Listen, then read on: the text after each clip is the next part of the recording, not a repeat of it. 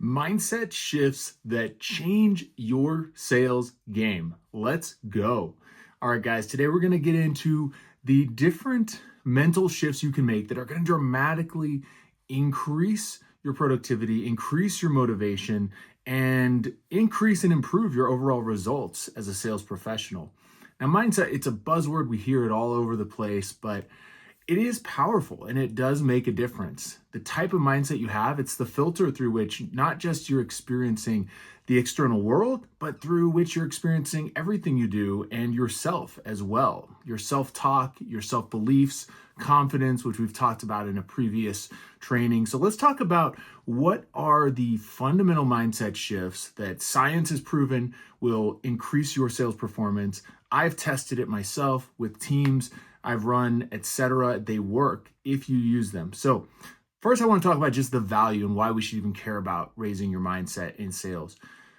Rewiring your brain, neuroplasticity, another buzzword we hear a lot, but literally your brain, my brain, it's constantly changing. There's trillions of connections between billions of neurons. And as our thoughts and experiences and emotions are happening in real time, in real life, our brain is rewiring, reconfiguring. There's actually a term, Hebb's law. It says neurons that fire together, wire together. It means the more you do something again and again, the same thought, the same belief, the same emotion, the same action, the connections in your brain, the circuits through which that behavior runs get stronger. Those neurons literally, when they fire together in sequence, they wire together, they get interconnected, which makes it easier and more likely for that thing to happen in the future. So if you have a crappy mindset, you're reinforcing crappy neural pathways, which are getting stronger and stronger, like a cart or a wheel going through a muddy path. It gets deeper and deeper and harder to get out of it. But it can change. I've had some really crappy neural pathways wired in my past, my mindsets, especially in sales. So I'm excited for us to talk about how we can rewire that. Because the thing is, when you develop better mindsets, your thoughts impact your beliefs, impact your actions, impact your feelings, and it creates a powerful feedback loop. So that's kind of, obvious when we say that, but think about it. If you take the mindset that I'm going to do this no matter what, I'm committed to it, well, you're going to probably follow through. Sometimes I don't feel like doing these videos, but I do them because I'm committed to it. By doing it, you're going to feel better and you're going to feel more confident. And that's going to make you more likely to do it again. So we have this positive feedback loop that's either spiraling us up in our performance or spiraling us down. And the mindset is really at the core of that. So let's get into we have about 7 or 8 fundamental mindset shifts that, again, I've tested them all. I've felt them all. Science backs them all up. Number 1 is this a job, a career, or a calling? So in sales, a lot of times people are getting into it because you can make a lot of money, which is great. And you can. It's one of the things that attracted me initially. But what I find is just the money pursuit is not enough to keep you engaged long term. People that are just in it for the money, i.e. it's a job, a means to an end, the commission, tend to burn out. Doesn't last all that long. And then you're back looking for your next job or your next sales position. So if you find yourself burning out a lot and not really feeling engaged, even when you are making good money, then fundamental mindset shift is moving from this is just a job that pays me to this is a career. This is something that I'm invested in long term. Maybe it's the organization you're with and the mission. Maybe it's your sales skills that you're committed to long-term development to make your career in sales more fruitful. And then a level beyond that, even going from job to career, is going to a calling, something where it is a North Star. You care about the mission. You care about the purpose. It goes deeper. The people you're serving, the people on your team. There's a story, I got this from Angela Duckworth, talked about masons, people that are laying bricks and building a church. And you ask one bricklayer what they're doing, and they say, I'm laying some bricks. You ask another bricklayer what they're doing, and he said, I'm building a church. And they asked a third bricklayer, what are you doing? And they said, I'm building the house of God. Now, each of those 3 responses, whether you're just laying bricks, building a church, or building the house of God, reflect the 3 different levels of job engagement? Is it just a job, a means to an end? Is it a career, something you're invested in long term? Or is it really a calling, something that you care deeply about the results, the purpose of what your work is creating for you and for others? So taking a moment and reflecting on what you're doing right now in sales, where are you? Are you just doing a job, something to collect a paycheck? Do you care a little more? You're invested long term in your growth in your career? Or is it really ultimately you've connected to that purpose and passion, and there's something beyond just being good at sales and making the paycheck? Moving from that level of job to career and ideally into calling is one of the things that's going to make engagement with your work more exciting, more motivating. And again, these things are ultimately, in the day, going to make you more money if that's really what you care about. But ironically, the less you care specifically and only about the commission and the money, the easier it is to get good, to actually make that commission and the money. Another thing to think about on this is developing a bigger purpose via your motivation. So there's intrinsic motivations and there's extrinsic motivations. And you know what? A lot of people say, oh, the intrinsic ones are best, right? The extrinsic ones, they get old. The hedonic treadmill that, if you just are motivated by things and money, that it's going to get old, and that's true. But it does have a purpose. So we don't want to just try to pretend that we're monks or saints and focus on intrinsic motivations, the things that come from within that motivate you, such as your values or purpose or things that you naturally enjoy. Those are great, and those are always going to be stronger and more enduring. But truth is, sometimes we need extrinsic motivations, and we need to be clear about what are the extrinsic motivations for the work that we're doing, that you are doing.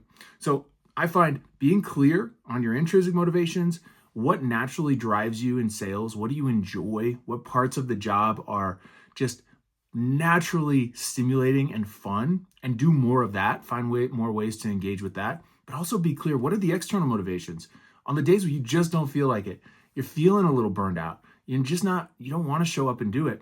What are the things outside of you? Maybe it's a positive pull of make more money, invest $5K a month so you can retire in whatever, 5, 10, 15 years, put aside enough money to take one big month-long trip a year, whatever it is for you, extrinsic things. Or maybe it's away from that you struggled when you were younger. Like me, there were times where I struggled financially when I was building my businesses in my early 20s. I never want to go back to that. So I want to make sure that I make the good money now so I never have to worry about that financial challenge later, or wanting to pay off bills, pay off debt. So intrinsic motivations, essential, but also extrinsic motivations, also essential. We don't want to push those away either. All right, the next thing let's talk about as far as a mindset shift in the realm of sales that has been fundamental for me. I use this every freaking day, I swear to you, because it fills me with true gratitude. True gratitude, not just the kind of gratitude where you say, oh yeah, I'm thankful for food, I'm thankful for this and that, and kind of check off the list. That doesn't really work. So if you're trying gratitude and you're just kind of going down a list and you don't really connect with it, you're not really going to get a benefit from it. But I like to call this the you could be digging ditches in Nevada exercise. So I literally every day will take a minute or two, part of my sales warm up, and remind myself I could be out in the sun, sweating my butt off for probably not great pay, digging a ditch in the middle of Nevada. Or pick your place. I could be, someone who's trapped. We just had a big earthquake in Asia. I could be someone who's trapped under a pile of rubble, as there literally are people right now trapped under a pile of rubble. There's billions of humans on the earth that are struggling financially, that make a couple bucks a day and struggle to get by, to get clean food, clean water. Literally billions of people. I could easily be one of those people, and in any one of their circumstances, they would trade places with you or me and work a high-paying sales career with all the bullshit it brings. They would trade places in an instant. So I like to remind myself I could be in such a worse situation, that I am literally right now in my work living the dream life. It just happens to be someone else's dream. But it doesn't have to be. So this mindset shift is all about connecting to how bad could it get? How bad could it get? Because there's actually real people out there right now that are experiencing these things, whether it be political turmoil in other countries, lack of freedom, lack of money, lack of resources, imprisonment. Um, how bad could it really be for you? And then compare that to where you are now. And I find that contrast between current reality, not perfect, still has plenty of BS to get through, especially in sales. We know that. But when we compare it to how much worse it could be, I am filled, and the science proves that anyone doing this will be filled with a level of gratitude that makes our current reality much more rewarding and fulfilling. So remember, you could be digging ditches in Nevada or trapped under a pile of rubble in Indonesia or in so many worse situations than you are working in sales. The next mindset shift is going from selling to serving. So again, if we think about sales often as a money-driven pursuit, the people that enjoy it the most and therefore often do the best are the ones that have a servant mentality. They're not just there to sell something, to sell another widget or SaaS subscription or coaching program or car. They're there because they care about serving. Again, this goes back to the moving from a job to a career to a calling mentality. So I like to think about who's really winning when I do my job well. Who's really winning? Who am I serving when I show up and do my job well? For you, think about your typical prospect, whether it's a business, whether it's an individual, and think about the people that are connected to them. When you do your job well, when you sell them something that hopefully you believe is of high value or you wouldn't be selling it, how do they benefit? How does their life change for the better? How does their family's life change for the better? How do their employees or friends, or how are they going out and adding value to the world because you showed up and you were an effective servant to them and what they needed in that moment?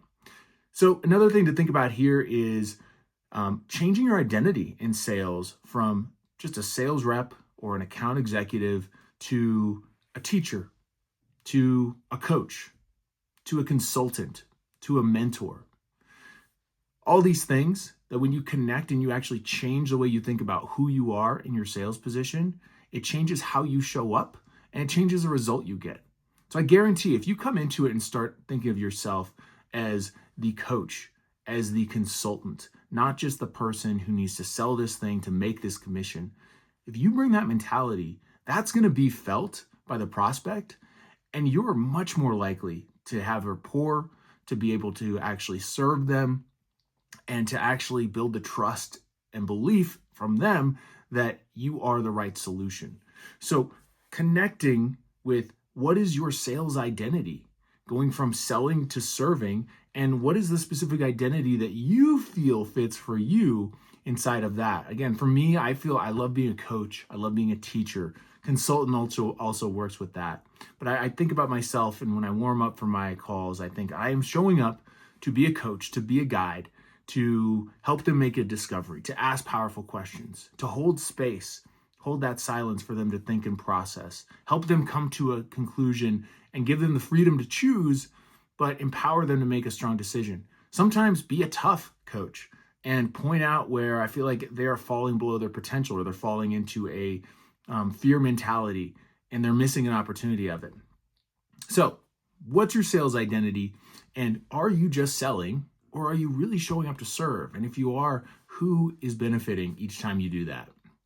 Next, mindset shift in sales is befriending your failures. I have a poster on my wall here, and one of the things it says is forge anti-fragile confidence. Anti-fragile we talked about in a different video, but it's the idea of taking your failures, your misses, your challenges, and not just bouncing back, which would be resilient afterwards, but actually going beyond where you were before. Letting them become fuel for your fire to actually power you beyond your previous best self, your previous best result. And when you do that, we actually start seeing challenges and problems and mistakes as opportunities. And then everything changes. So befriending your failures. Another useful mental tool mantra to remember is you win or you learn, and if you learn, you win.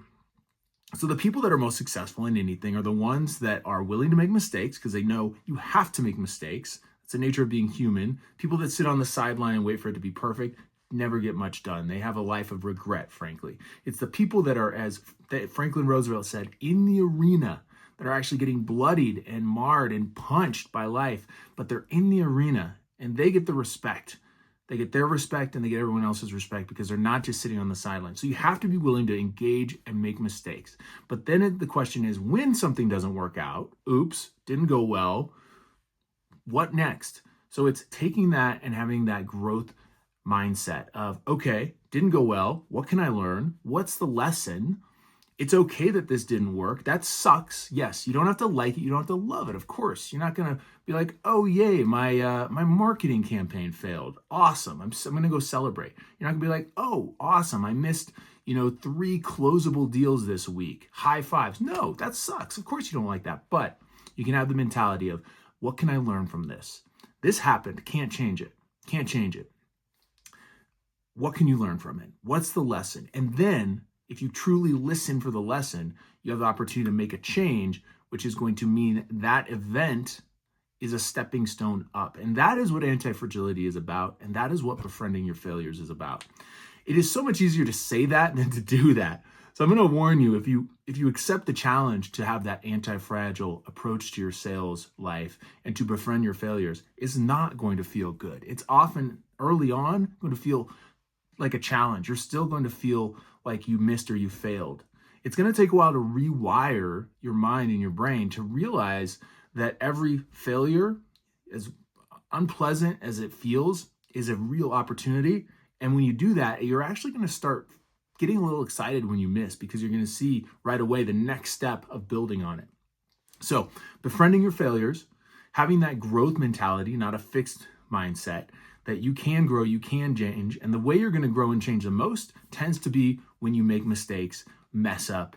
That's where you're going to actually have the chance to make the most. So where right now in your sales process or recently did you mess up or missed an opportunity? And what was your response? Was it anti-fragile? Did you befriend the failure and actually use it to fuel some growth? Or did you just get bummed out, maybe a little anxious, nervous, lose confidence? If you did the latter, I challenge you to reframe your approach to that, because nothing has helped me more in my life, not just sales, than having that anti-fragile, befriending my failures mentality. Next mental shift, mindset shift for sales is playing the sales game. All right, not just showing up to work, not just going through the day, doing tasks to make the money, but turn it into a game. Yukai Chow, I mentioned him before, but he has a great quote. He says, gamification is not about playing games. It's about igniting passion. It's about making tasks feel like victories and challenges like adventures. So how can you make all your tasks and challenges throughout your day in sales feel like adventures, ignite some passion? A lot of this really comes down to, again, we're talking about mindset. It's the filter you put on it, the words and the language you're using. Pretty common. We're talking about, have tasks. We have sales specific language. How can we take some of that sales specific language and actually put a fun spin on it? Actually just change the words we're using. So I like to think about, instead of going into a sales call where you have to do the discovery and then you have to do a pitch and there's the prospect and maybe they're going to, fight. It's an adventure. Every sales interaction is an adventure. I'm getting out on the road. I'm going to be looking for the treasure through the discovery phase, asking questions, flipping over rocks and stones, looking for that chest of treasure that I can use to help the prospect, who I think of as an ally. They're not just a prospect, they're my teammate. And we're going to come into challenges. We're going to have, dragons to slay along the way. We're going to have, a CRM doesn't work right with your software program, or there's something off about, the person wants to start in 2 months, not now. So we're going to have these challenges in objections or other things that you get to work through and feel good. But approaching it like a game is just so much more fun. It feels so much better. It's so much more motivating.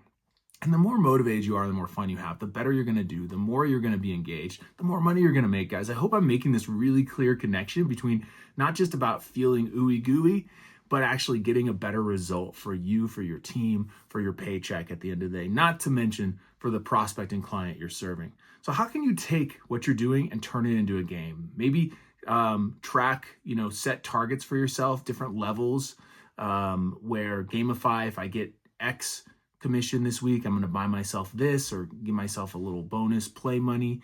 That's something, kind of giving yourself points, kind of like airlines do, things like that. Lots of ways to gamify. I don't want to get into all the nitty gritty of it, but thinking about how can we take the gamification model and apply it to sales. Next step on rewiring your sales mindset is the realization that everything you do makes you better or worse at selling.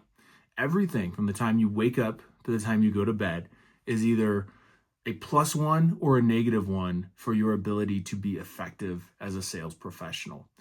Now, this is huge because when you realize everything makes a difference, then nothing is just a simple mundane task. Everything is either helping you sell more, close more, or hurting you. The three biggest things to focus on today, we call the fundamentals. Eat, move, sleep. Got this from one of my main mentors, Brian Johnson, and works with Navy SEALs, works with Fortune 100 business leaders, as well as normal people. And used to actually get to work with Brian myself. And one of the first things and biggest things I focus on is the fundamentals of how are you moving, your exercise, how are you eating, your nutrition, and are you sleeping enough and high quality sleep? When you take care of these things, why they're the fundamentals is because they are fundamental. They're like a foundation to a building. If you think of a skyscraper, you can't build a 50-story skyscraper if you're just building it on sand, or even if you're building it on normal dirt. You want to see how big and tall a building's going to be? Look at how deep the foundation is. Bigger buildings have much deeper, stronger foundations. So that's where your fundamentals of eating, moving, sleeping become the foundation for your sales success. On top of that, everything you do is either helping you or hurting you. Every time you keep a promise to your friend, family, kid, whatever it is, you're creating a vote of confidence for yourself. We talked about confidence before and how a lot of that is just doing what you said you would do to build your inner belief, which is going to then come out in how you do your day-to-day work.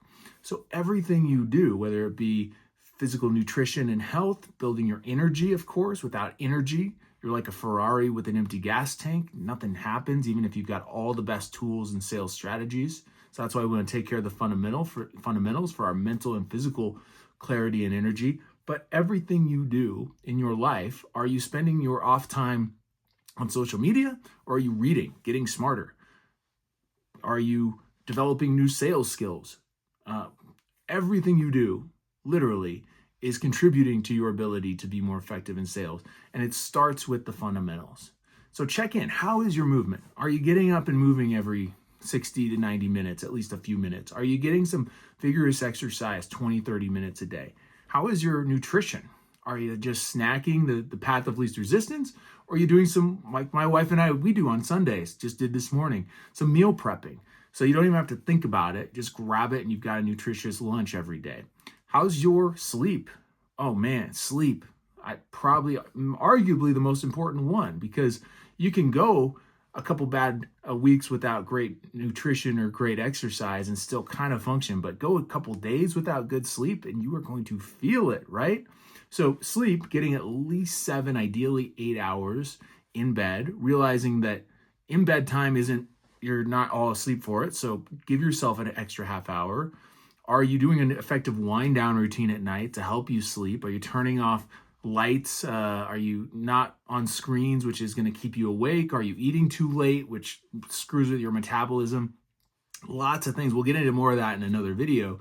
But are you really giving yourself some high quality sleep and enough of it so that you are showing up at your peak performance the next day in everything you're doing? So everything you do is a +1 or a -1 or +5 or +20, depending on how good or bad it is to your sales performance. Next thing I want to talk about, last couple things here, is being your own advocate. So the next point in a significant mindset shift for sales professionals is be your own advocate. Look, the work is tough, right? We hear no all day long. To do sales, you got to be able to get kicked in the head again and again and then come back and have a smile on your face. It is tough. And it's easy to get down on ourselves, to lose belief, to start blaming and shaming ourselves. So being your own advocate and starts with controlling your self-talk. Believe it or not, we all talk to ourselves 24/7. You see the homeless guy walking around talking to himself and we think, wow, that guy's crazy. Well, we all do that. The only difference is we don't voice it moment to moment. So maybe we're all a little crazy, but if you stop and think, maybe this is obvious to you, but for some people it's not. We all have this mental dialogue, this mental voice in our head. And that voice is one, it's not you, it's just a voice. It comes from your brain, so it's a part of you, but it is not the core of who you are. And that can either be constructive or negative. And honestly, the science is pretty clear. 80% plus of our thoughts, our internal dialogue, tends to be negative.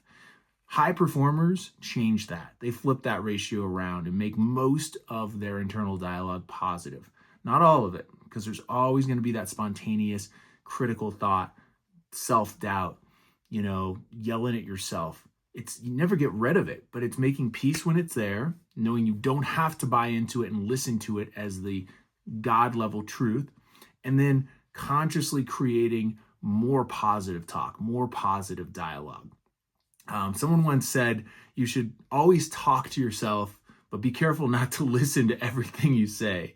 So talk to yourself consciously, choose constructive, helpful coaching self-talk, but be careful for the spontaneous thoughts that rise up, not to listen to all of them, because just because they came from your brain does not mean they are true. In fact, they are oftentimes very not true if your brain is anything like mine. Another way I like to think about this is run a marketing campaign in your head, right? If you just saw 24/7 in your social media or TV feed marketing about, oh, you suck, you're no good at sales, you can't close deals, you're never going to be in the President's Club, you're not a top performer. If you saw that again and again, you're going to start believing it. It's just going to start becoming the thing, the mantra, the record on repeat in your head. So we got to run a marketing campaign for positivity. You get to come up with the positive marketing campaign in your head. What are the constructive things? Again, giving yourself celebrating when things go well. One of the most fundamental, B.J. Fogg, the godfather of habit research, even before James Clear got on the scene, tells us that he thinks celebrating successes, especially common everyday successes, is one of the true secret superpowers for developing powerful habits and positive self-talk. So celebrate when things go well, but also just recognize when you're beating yourself up and start changing that script. Start consciously choosing compassionate, self-loving, dare I say. Again, don't want to get too ooey gooey here, but when we talk about self-compassion, it just means being an ally to yourself. Just like if you were talking to a friend and they're beating themselves up, you're probably not going to jump on board and be like, yeah, screw you, you suck. No, you're going to be compassionate. You're going to be helpful. You're going to try to help them see the truth and the light and maybe a perspective they didn't see so that they feel better and do better. But why not give that to yourself? Why not think about how would your mom or dad talk to you? How would your best ally, your best friend, someone who cares about you a lot and someone you respect, what would they say in those moments where you tend to beat yourself up and criticize? So be your own advocate, ditch the blame and shame self-talk, don't believe everything your brain tells you, and start a marketing campaign for positivity. Flip that 80-20 negative positive ratio of thoughts in your head to an 80-20 positive ratio where most of the things you're hearing and saying to yourself are constructive, helpful, positive thoughts. All right, final point for a massive mindset shift in sales is playing for the team. Sales can be a self-focused endeavor. We're trying to make a lot of money. We're trying to take care of our clients.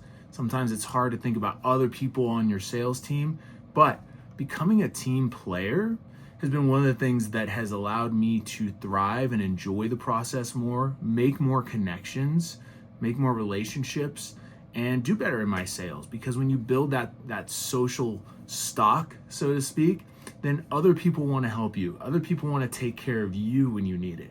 So you really create a network of allies that are looking out for you. But also, it's not just for your self-benefit. It's again, going back to, if this is just a job, well then all right, fine. Just go make your money. If it's a calling, something that you're really invested in to be your best self through your work in sales and also help others, your prospects and your team, well then being a team player and looking for opportunities to contribute to the welfare of others on your sales team is one of the best ways to live that out and actually exemplify that. So, are you showing up right now, honest question, as a team player, or are you showing up just for yourself?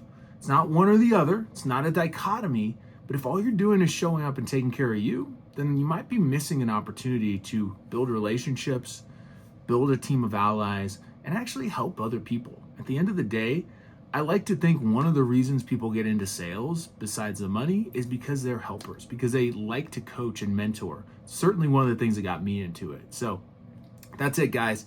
Again, we've got lots of different ways here to rewire your mindsets and belief, whether it be moving from the job mentality to the career mentality and ultimately to the calling mentality, whether it be remembering that it could be so much worse. You could be digging ditches in Nevada or trapped under rubble or starving somewhere, but you get to probably sit in a comfortable room selling and helping people out for hopefully pretty good money. Going from the selling to the serving, so you're not just there to push products, but you're there to be a coach, a mentor, really serve your prospect and everybody who's a stakeholder in their world. Befriending your failures, developing that anti-fragility, remembering mistakes are non-negotiable. How you handle them is completely up to you. Playing the sales game, make it not just a chore, but make it a game. Make it something you can play through. And then the fundamentals. Everything you're doing outside of your day-to-day sales is either going to increase or decrease your effectiveness when you're in the saddle selling. Being your own advocate, ditching the blame and shame, picking up that compassionate self-talk, and then finally playing for the team, being a team player to help others on your team.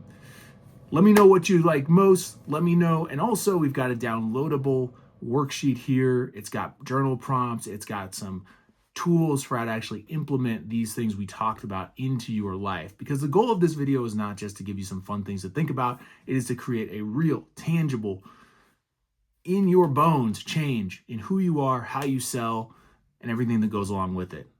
See you later.